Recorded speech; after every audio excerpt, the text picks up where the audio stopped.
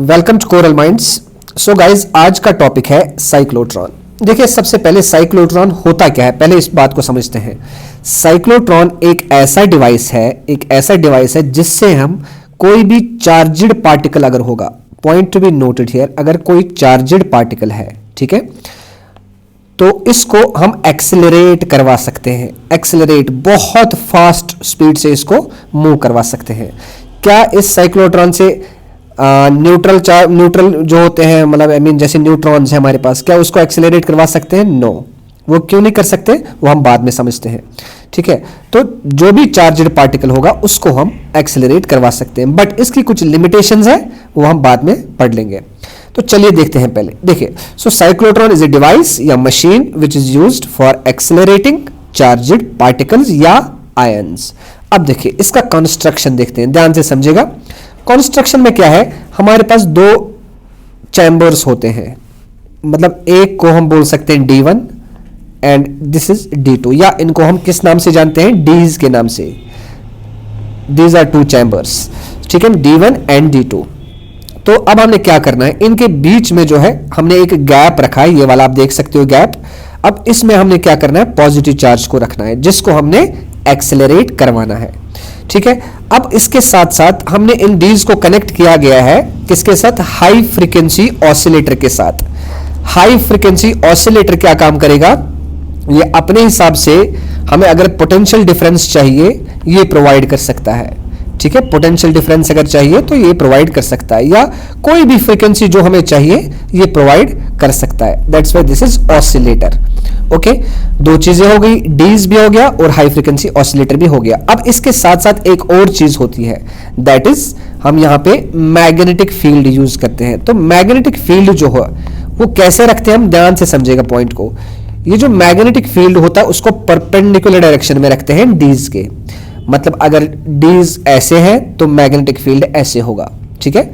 तो तीन चीजें देखी हमने, डीज, D1 D2, oscillator and magnetic field. अब जिस चार्ज को हमने क्या करवाना है, एक्सेलरेट करवाना है, तो उसको हमने यहां पे बीच में रख दिया है। अब देखिए ध्यान से समझना, अब हमने इसकी वर्किंग फाइंड करनी है, वर्किंग समझनी है। वर्किंग कैसे समझ सकते हैं इसकी?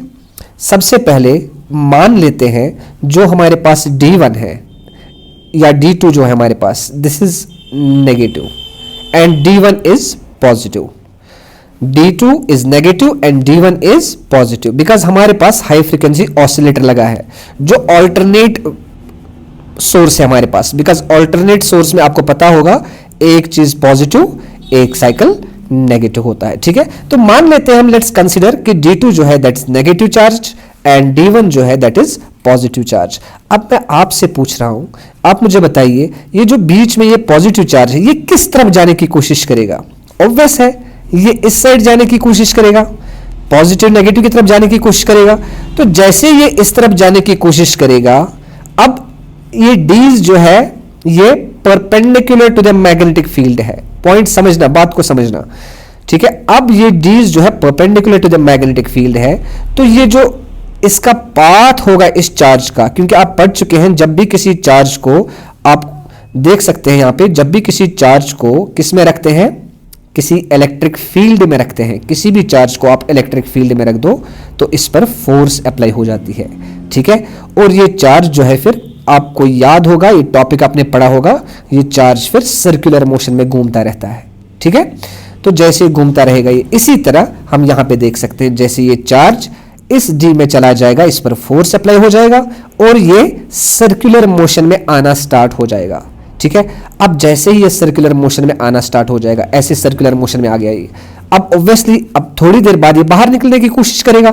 तो जैसे ही बाहर निकला, हमने ऑसिलेटर को ऐसे अरेंज किया होता है कि अब जैसे ही ये बाहर निकलेगा उस टाइम पोलैरिटी चेंज हो जाती है फिर से, मतलब अब D1 नेगेटिव हो जाएगा और D2 पॉजिटिव हो जाएगा। अब इसके बाद क्या होगा, तो जैसे ही ये मेरे पास ये जो पाथ है इसका, 1 सेकेंड, ये पाथ बन गया था ऐसे इसका, ठीक है, सेमी सर्कुलर पाथ। अब जैसे ये बाहर निकलेगा तो क्या होगा, ये फिर से किस में एंटर हो जाएगा, इस वाले डी में। तो सेम प्रोसेस स्टार्ट हो जाएगा, इसमें फिर से सेमी सर्कुलर पाथ हो जाएगा स्टार्ट, ठीक है, बिकॉज फोर्स अप्लाई हो रहा है और magnetic field is perpendicular to these. इसी तरह फिर से बाहर निकलेगा, जैसे बाहर निकलेगा फिर से हमारे पास यहाँ पे ये नेगेटिव हो जाएगा और ये पॉजिटिव हो जाएगा, ठीक है। तो फिर से ये इसमें एंटर हो जाएगा, फिर बाहर निकलेगा, फिर एंटर हो जाएगा, ये प्रोसेस कंटिन्यू चलता जाएगा और बड़े बड़े यहाँ पे हमारे पास सर्कुलर पाथ्स बनते जाएंगे। तो जितना बड़ा सर्कुलर पाथ बनता जाएगा उसके हिसाब से उतनी ज़्यादा स्पीड भी बढ़ती जाएगी। तो चलते चलते चलते चलते इतनी ज़्यादा स्पीड हो जाती है कि फिर हमने एक टारगेट रखा होता है यहाँ पे, फॉर एग्जांपल यहाँ कोई गैप है या विंडो है, यहाँ पे कोई टारगेट है जिसको हमने टारगेट करना होता है, ठीक है। जिस चीज़ को टारगेट करना होता है तो उसको हम टारगेट कर सकते हैं। आई होप आपको समझ आया होगा, ठीक है।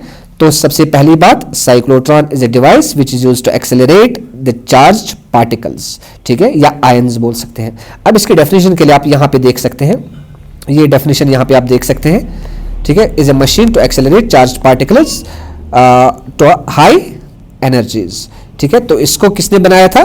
लॉरेंस एंड लिविंगस्टोन ने बनाया था इसको, ठीक है।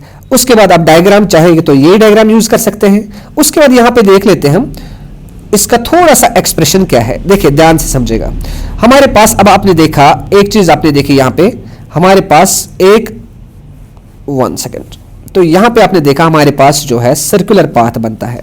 सर्कुलर पाथ बनने का ये मतलब है कि mv²/r, मतलब हमारे पास सेंट्रीपिटल फोर्स की बात आएगी, ठीक है। और यहाँ पे मैग्नेटिक फील्ड भी है, तो मैग्नेटिक फील्ड का जब फोर्स अप्लाई होता है वो होता है QVB, ठीक है।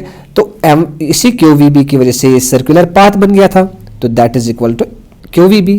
तो अगर आप यहाँ पे R की वैल्यू निकालेंगे तो V² में से V एक कैंसिल हो जाएगा, तो यहाँ पे R की वैल्यू कैसे निकलेगी? mv/QB, तो ये R की वैल्यू निकलेगी यहाँ पे, ठीक है। अब इसी R की वैल्यू अगर हम यहाँ पे ध्यान से देखिएगा, इसी R की वैल्यू हम यहाँ पे पुट कर लेते हैं। कैसे? देखिए सबसे पहले मुझे बताइए, हमने सेमी सर्कल बनाया था, सेमी सर्कल जो है उसका ये ऐसे सेमी सर्कल है। अब सेमी सर्कल है तो इसका सरकमफ्रेंस आएगा πr, अगर पूरा सर्कल होता तो 2πr होता। अब πr, तो मुझे बताओ यहाँ पे हमारे पास टाइम का फॉर्मूला क्या होता है? What is the formula for time? Distance upon speed, तो t equals to distance πr/v। अब r की वैल्यू आ चुकी है तो देयरफॉर r की वैल्यू यहां पुट कर देते हैं, तो हमारे पास वैल्यू आएगी π/v इंटू r की वैल्यू पुट कर दीजिए, तो mv/qb। तो ये मैंने वैल्यूज पुट कर दी, तो v और v कैंसिल हो जाएगा यहाँ पे, तो हमारे पास टाइम पीरियड कितना निकलेगा? πm/qb। So this is the time period. अब देख सकते हैं यहाँ पे, मैंने यहाँ पे, अब देख लीजिए यहाँ पे, तो अब टाइम पीरियड तो πm/qb है, ठीक है। अब हमारे पास 1 सेकेंड, तो ये टाइम पीरियड की वैल्यू निकली। उसके बाद अब देख सकते हैं हमारे पास अगर काइनेटिक एनर्जी की वैल्यू निकालनी हो तो काइनेटिक एनर्जी की वैल्यू सेम हम ऐसे निकाल सकते हैं। देखिए mv0/r0 इक्वल्स टू bqv0, ठीक है। तो v0 इक्वल्स टू दिस, तो यहाँ पे v0 की वैल्यू निकालेंगे, इसकी वैल्यू पुट करेंगे डायरेक्ट इसमें काइनेटिक एनर्जी में। तो काइनेटिक एनर्जी का फॉर्मूला होता है 1/2 mv², ठीक है। तो v0 की वैल्यू पुट कर दीजिए तो ये आ जाएगा, ठीक है। बस आपको यहीं तक करना है ये।